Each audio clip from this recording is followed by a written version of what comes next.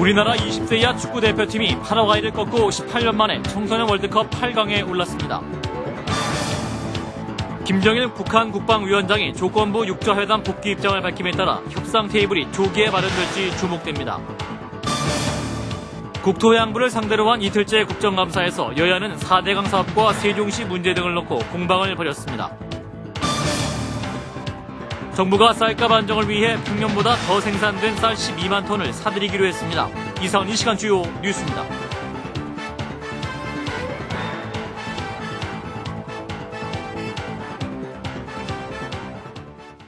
시청자 여러분 안녕하십니까?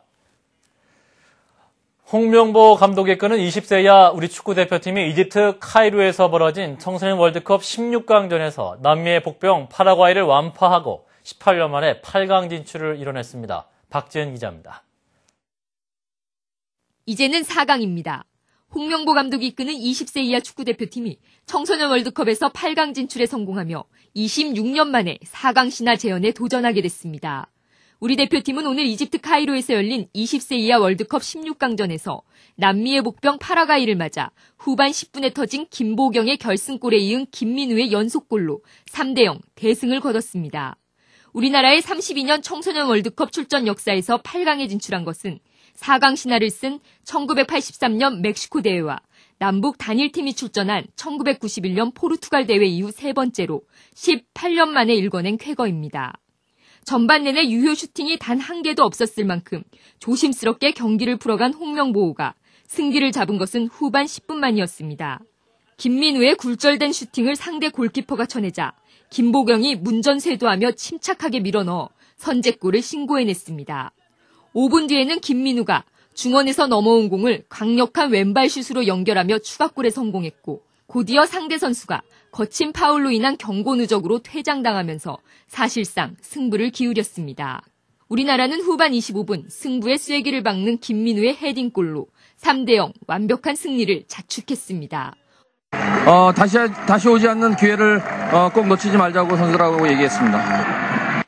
우리 선수들이 경기를 하면 할수록 또 경기력이 계속 좋아지기 때문에 지금 걷잡을 수가 없을 것 같습니다. 멈출 수는 없을 것 같아요. 한편 우리 청소년 대표팀은 가나와 남아프리카 공화국 경기의 승리팀을 상대로 오는 9일 4강 사냥에 나섭니다. CBS 뉴스 박지은입니다. 김정일 북한의 국방위원장은 북미 양자 협상의 진전 상황을 지켜본 뒤 육자회담에 참여할 용의가 있다고 밝혔습니다. 베이징에서 김주명 특파원의 보도입니다. 북한의 김정일 국방위원장은 미국과의 양자 협상에 따라 육자회담을 포함한 다자회담에 참여할 용의가 있다고 말했습니다. 중국 관영 신화통신은 어제 저녁 회담을 가진 김정일 위원장과 원자바오 총리가 한반도 비핵화 실현을 위해 중요한 합의에 도달했다며 이같이 전했습니다. 김 위원장은 한반도 비핵화는 김일성 전 주석의 유훈으로 한반도 비핵화의 실현이라는 북한의 목표는 변하지 않았다고 기존 입장을 거듭 강조했습니다. 김 위원장은 특히 북미 양자회담을 통해 북미 적대관계가 반드시 평화관계로 전환돼야 한다고 강조해 다자협상 참여를 위해서는 먼저 북미 관계의 개선이 전제돼야 한다는 뜻을 분명히 했습니다. 김 위원장의 이 같은 발언은 지난달 다이빙거 특사와 만나 양자 다자간 협상을 통해 핵 문제 해결을 원한다는 발언에서 보다 구체적인 입장을 밝힌 것입니다. 특히 김 위원장이 육자회담 복귀 가능성을 처음으로 내비쳤다는 점에서 주목할 만합니다. 그러나 육자회담 복귀를 위해서는 먼저 북미 양자 협상이 원만히 진전돼야 함을 강조해 미국 측에 공을 넘겼습니다. 김 위원장의 이 같은 발언에 따라 미국 측은 조만간 보스워스 특사의 방북을 결정할 것으로 보입니다. 북미 관계의 개선 여부에 따라서는 교착 상태에 빠졌던 북핵 문제 해결의 실마리가 풀릴 것으로 보입니다. 중국 총리로서는 18년 만에 북한을 방문해 뜨거운 환영을 받았던 원저바오 총리는 오늘 사흘간의 방문 일정을 마치고 귀국합니다. 베이징에서 CBS 뉴스 김주명입니다. 유명한 외교통상부 장관은 북한의 조건부 육자회담 복귀 선언과 관련해서 북한의 진위를 좀 더 파악해볼 필요가 있다고 밝혔습니다. 유 장관은 오늘 서울프레스센터에서 열린 한국신문방송 편집인 협회와의 대화에서 일단 중국의 구체적인 내용을 통보해 줄 것으로 기대하고 있다면서 이같이 말했습니다. 유 장관은 북한이 여러 차례에 걸쳐 육자회담이 끝났다고 말한 상황에서 다자회담에 나온다는 건 그 자체로 환영할 만한 것이지만 그 진위는 관계국과의 협의를 통해 지켜봐야 할 것이라고 덧붙였습니다. 국토해양부 등을 상대로 한 이틀째 국정감사에서 여야는 4대강 사업과 세종시 문제 등을 놓고 불꽃 공방을 벌였습니다. 특히 정부가 4대강 사업을 떠넘긴 건 부당하다는 수자원공사 내부 보고서가 공개돼서 파문이 커지고 있습니다. 국회에서 이재준 기자입니다. 국정감사 이틀째인 오늘도 여야의 관심은 뜨거운 감자인 4대강 사업과 세종시 문제에 집중됐습니다. 국토해양부 국감에서 민주당 의원들은 4대강 사업과 관련해 정부의 비용 떠넘기기와 피해 부풀리기 문제를 집중 추궁했습니다. 김성순 의원은 사업비 절반인 8조 원을 떠맡은 건 현행법 위반이라고 적시된 수자원공사 내부 문건을 공개했고, 이용섭 의원도 이는 분식회계라고 지적했습니다. 조정식 의원 역시 정부가 전국 홍수 피해액을 4대강 피해액으로 부풀렸다고 문제를 제기했습니다. 과거에 엉터리 통계자를 놓고서 최근 자료를 가지고 대비를 하면은 국토부와 대통령께서 주장하는 홍수 피해액과 자그마치 1조 2천억 원이 차이가 납니다. 1조 2천억 원이 적은 금액입니까? 반면 한나라당 의원들은 4대강 사업을 적극 옹호하면서 야당이 흠집내기에만 열중하고 있다고 맞불을 짚었습니다.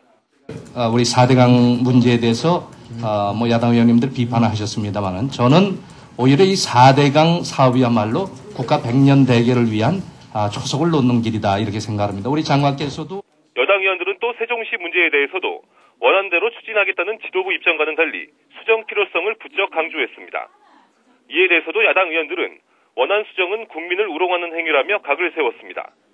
여야는 또 행정안전부 국감에서 세종시 변경고시 추진을 놓고, 통일부 국감에서는 현 정부의 대북 정책을 놓고도 한치의 양보 없는 기싸움을 벌였습니다. CBS 뉴스 이재준입니다. 현금 영수증 제도가 빠르게 정착되고 있지만 변호사, 회계사, 세무사 등 고소득 전문직의 현금 영수증 가맹률은 상대적으로 저조한 것으로 나타났습니다. 국세청이 국회 기획재정위원회 자유선진당 이명호 의원에게 제출한 자료에 따르면 현금 영수증 발급 건수는 2005년에 8만 건에서 지난해 369만 건으로 46배 증가했습니다. 따라서 올해 8월 현재 현금 영수증 가맹 의무 대상자 가맹률은 95.9%였지만 고소득 전문 직종의 가맹률은 91.4%에 그쳤습니다.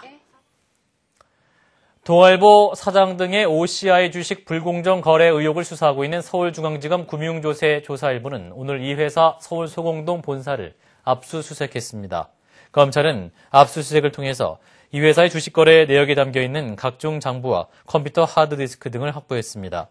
동아일보 김지호 사장은 지난해 1월 25일 미공개 정보를 이용해서 OCI 주식을 사들여 거액의 차액을 챙긴 혐의를 받고 있습니다. 올해 쌀 수확량이 사상 최대 풍작이었던 지난해보다는 적지만 12만 톤가량 늘 것으로 전망됩니다. 정부가 이 쌀을 사들여서 가격을 안정시키기로 했습니다. 이용문 기자입니다. 올해 쌀 수확량은 468만 2천 톤 정도로 예상됩니다. 사상 최고의 대풍이었다는 지난해보다는 16만 톤 정도 줄지만 평년작보다는 12만 톤 가까이 늘어나는 겁니다. 모내기와 벼포기가 늘어나는 5, 6월에 기온이 좋고 강수량이 풍부해 포기당 이삭수가 늘었기 때문입니다. 다만 나달이 형성되는 7월에 비가 자주 오면서 한 이삭에 열리는 나달수는 좀 줄었습니다. 그러나 평년작 457만 톤과 비교하면 풍년입니다. 정부에 따라 평년작보다 늘어나는 쌀을 사들여 시장에서 경리하기로 했습니다. 농협이 농가로부터 직접 매입하는 형식이고 공공비축미 매입 때처럼 벼 40kg에 선급금 49,020원을 먼저 주고 차액은 나중에 정산합니다. 매입 방식은 공공비축미 매입과 동일하게 함으로써 공공비축량을 늘리는 것과 같은 효과를 가져오도록 하겠습니다. 이렇게 하면 산지쌀 값은 80kg 한 가마에 약 2,000원쯤 오르는 효과가 있을 것으로 보입니다. 정부는 또 이렇게 사들인 쌀 10만 톤은 내년 여름까지 쌀값이 일정 수준 이상 오르지 않으면 시장에 내놓지 않기로 했습니다. CBS 뉴스 이용문입니다. 고 김대중 전 대통령의 묘비와 추모비 제막식이 오늘 오후 서울 동작동 국립희연충원에서 거행됐습니다. 제막식에는 이희호 여사 등 유가족과 한나라당 정몽준, 민주당 정세균 대표 등 여야 정치인과 동교동계 주요 인사 등이 대거 참여해 고인의 뜻을 기렸습니다. 추모비에는 나의 평생의 선하심과 인자하심이 정녕 나를 따르리니 내가 여호와의 집에 영원히 거하리로다는 성경 구절과 고인이 마지막 일기에 남긴 인생은 생각할수록 아름답고 역사는 앞으로 발전한다는 생전의 발언이 담겨 있습니다.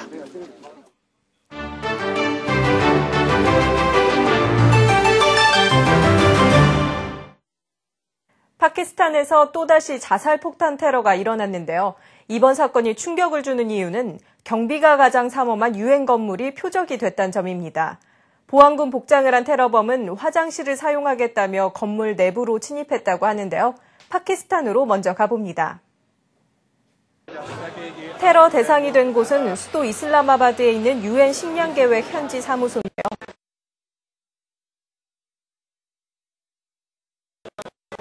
I condemned in the strongest terms the attack at the office of the World Food Program in Islamabad, Pakistan. Such an attack is unjustifiable. 테러 배후는 밝혀지지 않았지만 파키스탄 당국은 파키스탄 탈레반 세력의 소행일 가능성에 무게를 두고 있습니다. 올해 노벨의학상은 세포의 증식과 노화 과정을 밝혀낸 미국의 의대 교수 3명에게 돌아갔습니다. Where we were just curious to know how it is that chromosomes can be maintained when we knew that telomeres should shorten every time a cell divides. And curious about this very fundamental question, we made the discovery that there's this. 이번 성과로 항암 치료제 개발에 큰 전기가 마련됐다고 의학계는 들떠 있는데요. 수상자들은 17억 원에 가까운 상금을 나눠 갖게 됐습니다. 지난 8월 태풍 모라콧으로 700여 명의 사망자가 발생한 대만에 아직 피해가 복구되기도 전에 다시 태풍 파르마가 불어닥쳤습니다. 바람은 다소 약해졌지만 폭우가 계속 내리고 있어 피해 규모는 더 커질 전망인데요. 뿐만 아니라 또 다른 태풍 멜로르가 접근할 예정이어서 후속 피해도 가중될 것으로 보입니다. 지금까지 김도란이었습니다.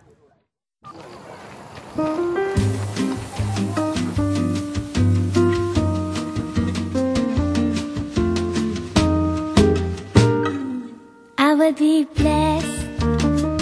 I will be blessed. I will be blessed.